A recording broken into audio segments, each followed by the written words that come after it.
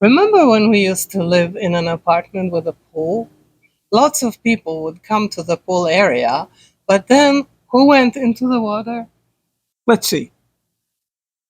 All kids, quite a few teens, young adults, not too many older adults. And of the adults, most were men.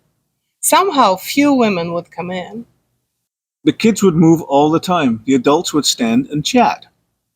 What a wasted opportunity. At Simply Diabetes, we can help you manage your diabetes cheaper and easier. We are not medical professionals. We are people with diabetes, just like you. Welcome. About 10.4 million of homes in the US have pools. This includes private pools and pools in condos or apartment buildings. Plus, there are over 309,000 public pools. That's one pool for every 32 people in the country. You are such a geek. Where do you always get these weird details like this? This one comes from the Pool and Hot Tub Alliance. At least that's the number for 2023. They don't have info for this year. I don't know about other countries, but I'm pretty sure people there like swimming too. If you live in a warm climate, perhaps you have a pool, or you have a friend or neighbor who has one. It's worth making friends and exercising in the pool together.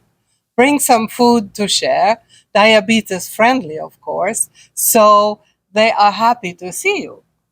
Public pools are also great because many offer classes or lessons. I took aquafit classes for several years and it was great fun. There are also lakes, rivers, and oceans where you can also swim, at least in summer. Chances are good there is a pool or some other body of water you can use nearby.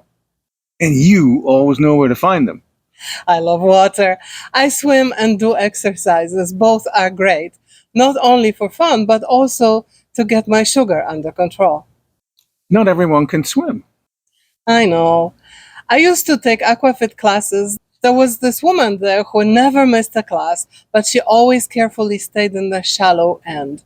One day, the instructor gave us all pool noodles and wanted us to do new exercises in the deep end. She was terrified. That's how I found out she couldn't swim. Until then, I thought she just didn't want to get her hair wet.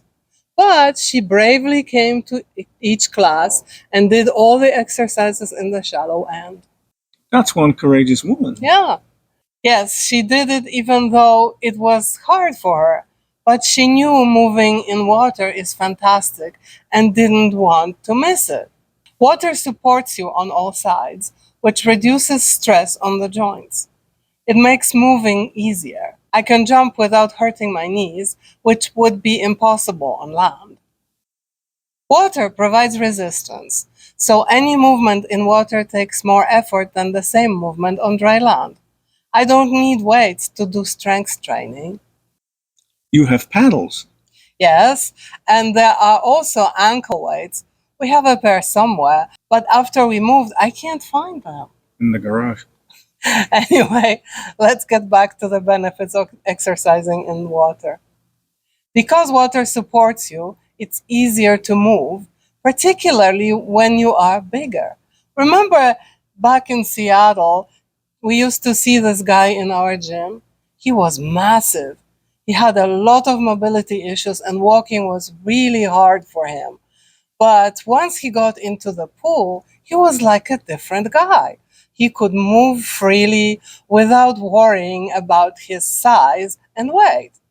It was great to see. I have a lot of respect for this guy for doing what he can to improve his health. There are more benefits of moving in water. Anytime you do cardio, you get some strength training for free at the same time because of water resistance. You use more energy because of this. And it's easier to stay cool. This is particularly important when the temperature is hot and we are exercising outside. You can stretch easier than on land because you don't have to worry about falling. Mhm. And water is relaxing. If you hate sweating like me, you'll love exercising in water. We probably do sweat as we move, but the water washes it all away immediately. Not everyone is a water nut like you. It's not easy to jump into water, particularly in a public pool with all the people watching. Some of us are self-conscious about our bodies. It's not easy to parade around in a swimsuit with total strangers staring. Why do you care what total strangers think? You aren't doing anything bad. If it's a public pool or a beach, you will likely never see these people again anyway. If they are nice people, they are probably cheering for you. And if they aren't nice? Sometimes you meet some rude morons. I'm not a model myself, so I have my share of body concerns. But when I meet people like that, I tell myself their opinion doesn't matter. I try to focus on what I'm doing, not on what others think. You can tell yourself you have the right to live your life without worrying about what such people think. And it's not necessarily true that others are looking at you. For the most part, people are enjoying themselves, doing their thing, and not focusing on you. There are other things we can do to make it a bit easier. You can go with supportive friends. This way you will feel more confident. Yes, you can also go when it's less crowded, early in the morning, or maybe later in the day, maybe later in the evening. Another thing that might work for you is to take a class.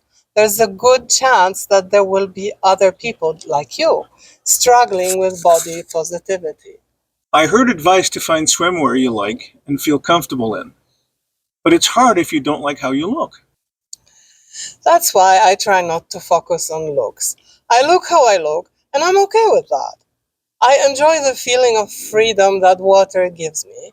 By the way, did you know that even models can be unhappy with their bodies? That's crazy. Uh huh. But it's true. By the way, each one of us can be supportive, even to strangers.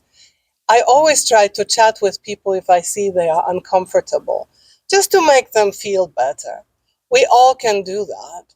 Okay, so when you get yourself into the water, what next? I like to set some goals for myself ahead of time. Nothing crazy or overly ambitious, but something worth doing. That's funny coming from you, considering you're the one that decided one day to swim across Lake Washington. That was for charity. We were collecting money for equipment for the children's hospital.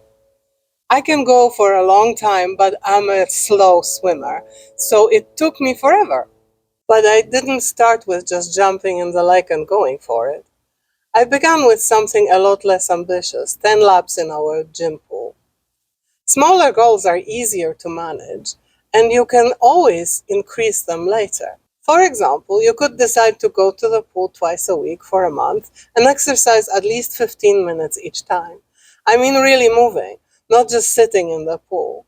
Or take a weekly class for a month. Or you could pick a number of laps to swim like I did. 10 is a good number for a start. I remember you training for the lake swim. You would swim laps for a couple of hours every Saturday afternoon. Your wonderful husband was swimming beside you in the next lane or sharing the same lane when it got crowded. That's love. You were always swimming on your back because your neck hurt. We always recommend only doing what you can do in our videos. If you never took an aquafit class, join one. Try it out. The instructors know more exercises than you can find on your own. And it's fun to do a class with other people. But one of the simplest things you can do is to simply walk or run in water. This is easy on the body, plus provides a good workout because of water resistance.